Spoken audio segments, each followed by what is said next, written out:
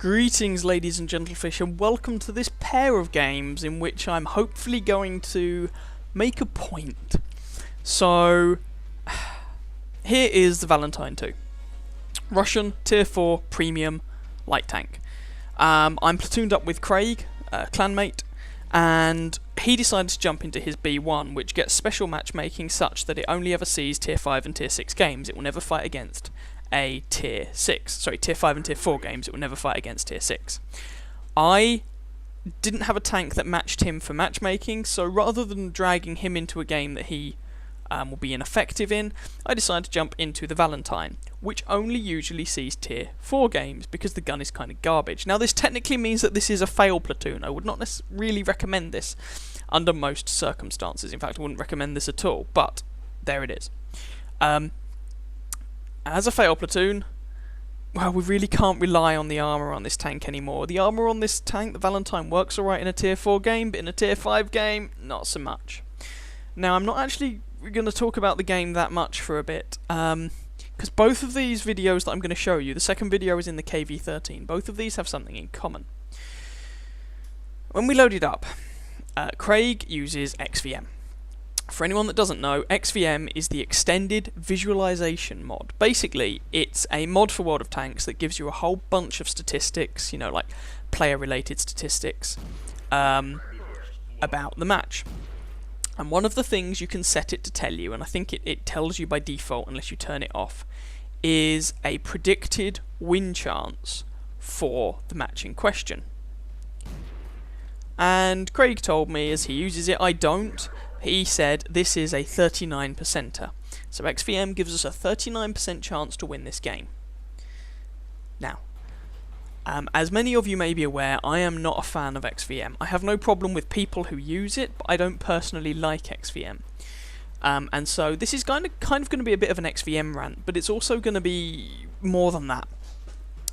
So a lot of people, or a good number of people, if they load up a match and they're using XVM and it tells them there is a 39% chance to win, or even a less than 50% chance to win, a lot of the time what they do is just not try. They assume the match is lost, and so they suicide scout, or they, you know, just leave the game, or whatever. They do something that does not help their team to win.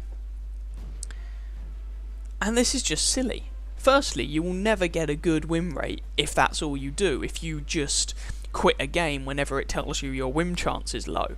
Secondly, you will never, or very rarely, have those awesome games, you know, those Kolobanov's games where you stand alone, outnumbered, and you kick them in the arse. But also, it's using XVM incorrectly.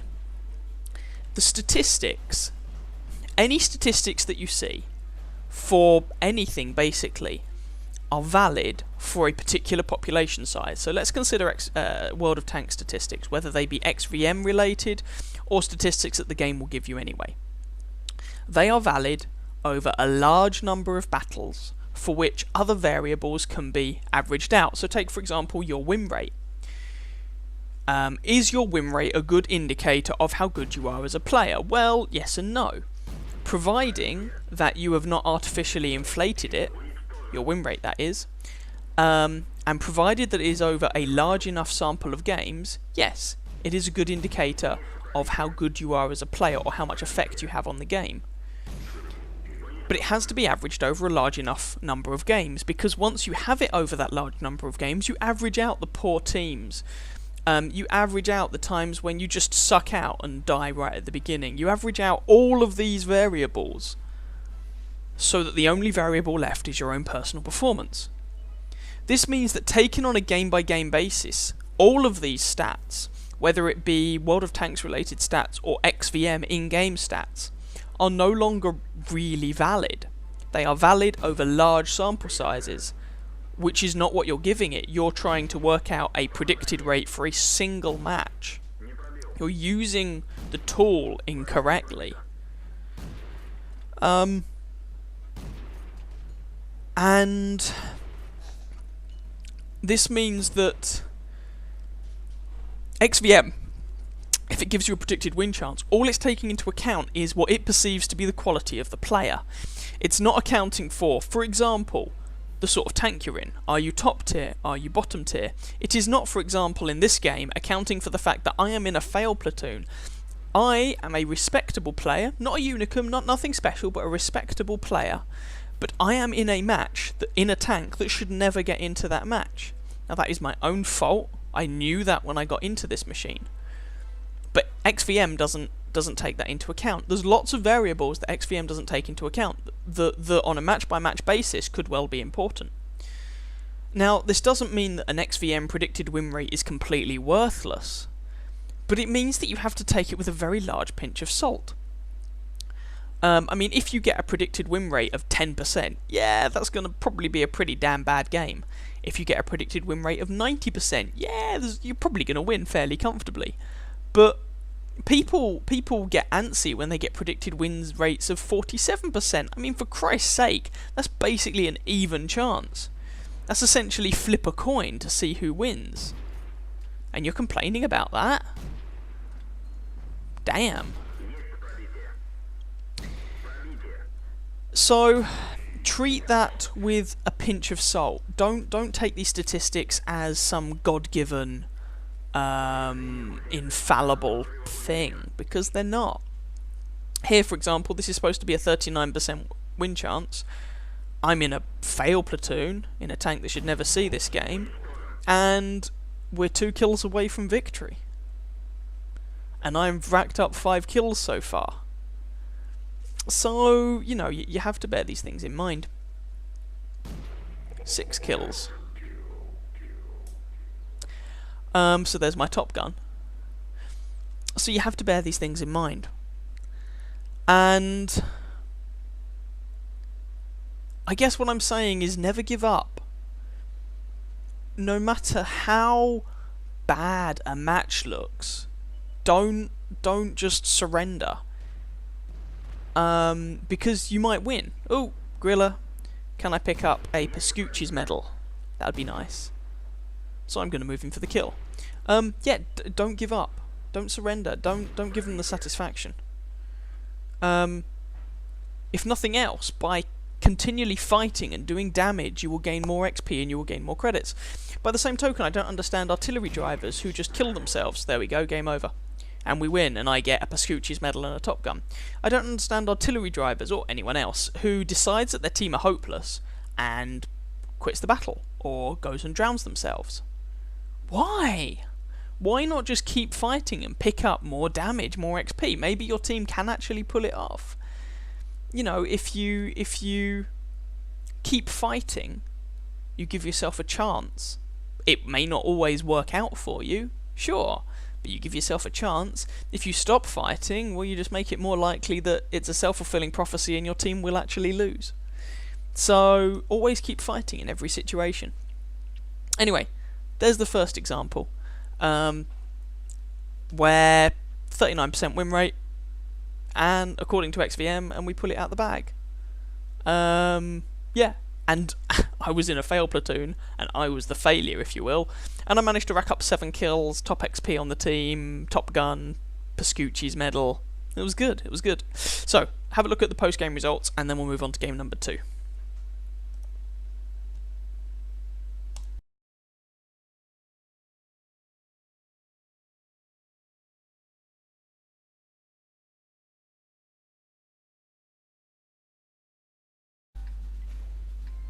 Here we go with game number 2. This is an assault game. We are defending here on Karelia, and I'm in the KV-13. That's one of the tier 7 Russian medium tanks. And you can see that, certainly looking at the lineup of tanks on each side, this looks like pretty damn good matchmaking. There's only one tier 7 on each side, and I'm the tier 7 on our side. Everyone else is lower tier. The enemy has a Tiger, then a bunch of tier 6s, and a trio of tier 5s on each team. Now, I did not know this at the time, but later on in the game, or toward the end of it, someone in chat says that this had some low win rate percentage of 36 or something like that. I can't remember. Maybe it was 40 something. You know, what most people would consider fairly low, but I didn't know that at the time, and I'm perfectly happy in my ignorance. And instead, you know, we're just going to see how this game can pan out. And at the risk of going on and sounding like a broken record, To pick up from what I was saying earlier on, if you don't try at something, well, you're probably not going to succeed because you haven't even bothered. If you attempt, sure, you may fail. You may fail an awful lot, but you may also succeed. And this is something that applies not just to games, but in real life. If you give up as soon as something looks hard, well, you're never really going to achieve anything, because life doesn't go easily. It doesn't give you, it can give you chances, but for a lot of people, life has really difficult moments, and so you just push through that. You try and make something useful of it. Anyway, I'm going to stop just rabbiting on about that, because hopefully you guys have got the point. And instead, we'll concentrate on this game, because this was actually a damn fun game to play. So initially, I've come up here to see if we can, well, see anyone. Usually they send tanks up here, but at the moment it appears to be deserted. Now, it does cross my mind that we might have just got here before anyone else. Oh, there's a KV-1S. Maybe the enemy team, the tanks the enemy team sent just hasn't got here yet, and there's a Tiger 1. Dear Type T-34, I would suggest backing off. You are no match for a Tiger and an M6. That's just not going to end well for you, but while distracted, I'll have shots at this Tiger 1. Now, that Tiger 1 is using the stock turret, and by the look of it, the short 88mm gun, which is good news for me, but let's not get too carried away. He can still do a lot of damage. He has also got nice matchmaking. And the M6 is already saying, more on team, we're defending. Blah, blah, blah, blah, blah, be quiet. See if I can avoid taking that shot from the KV-1S. He's looking at me. Oh, ow, that hurt. My shot misses. KV-1S takes some more pain. He changes his target. And he's dead.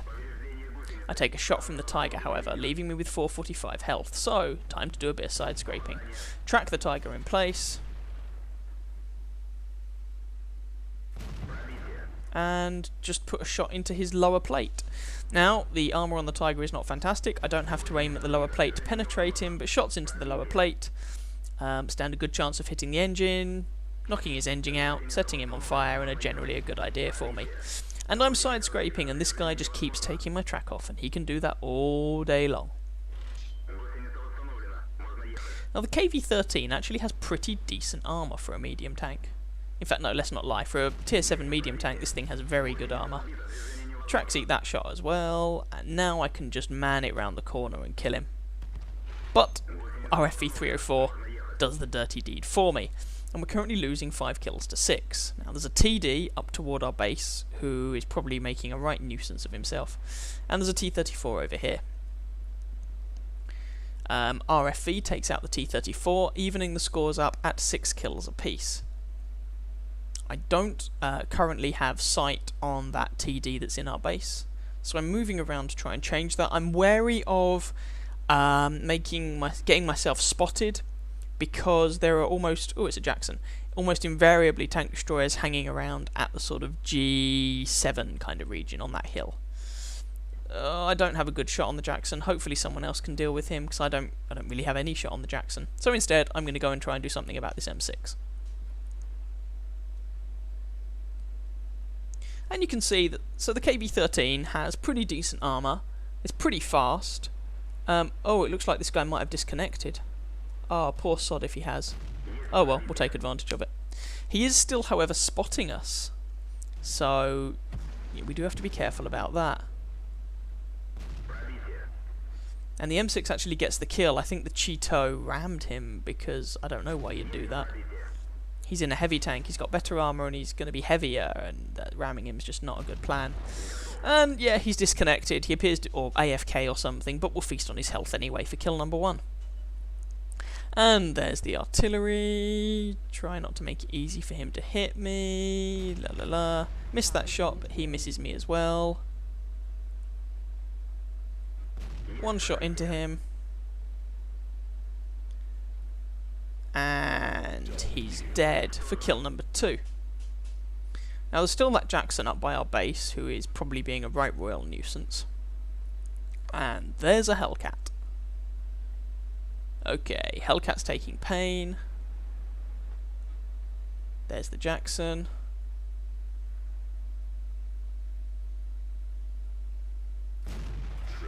kill the Jackson, Hellcat is down, and there's just a Nashorn and an SU-100 left.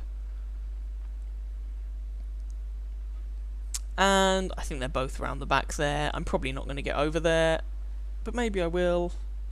I should have really gone round the other way, but nah, never mind. Oh no, there's the Nashorn, never mind. So I put one shot into him and then load high explosive, and I'm about to get a big surprise because I hadn't really paid attention to how good the high explosive ammo on this tank is. That was over 300 damage with that shot. Sweet! And I mean, to be fair, the high explosive on this tank does 300 average damage if it penetrates. Nice. Awesome. So we're just going around here to try and do something about the SU-100 now.